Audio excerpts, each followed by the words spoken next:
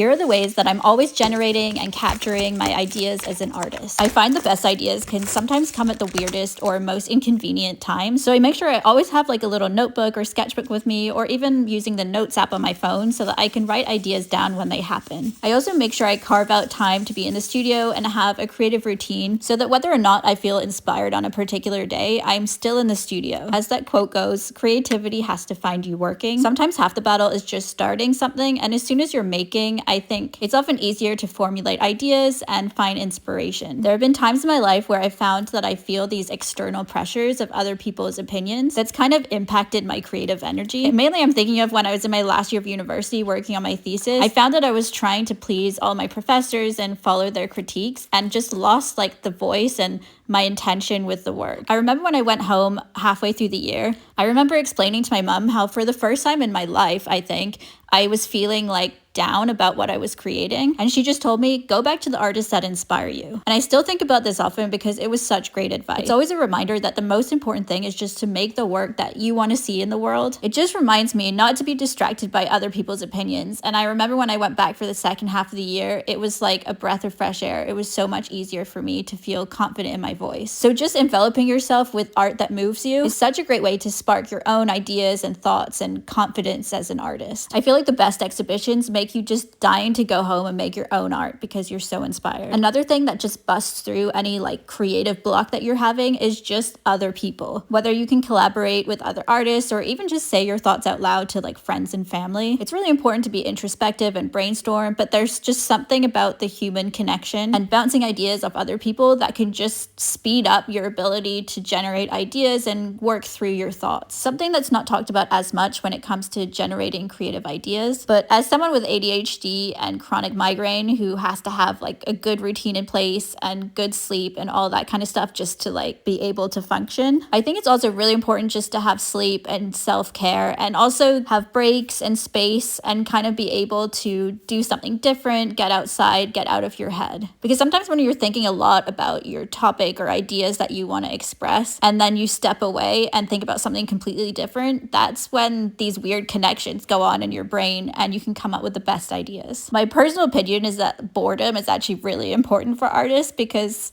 when your brain is like needing to fill in space and entertain itself, it's going to come up with some interesting thoughts.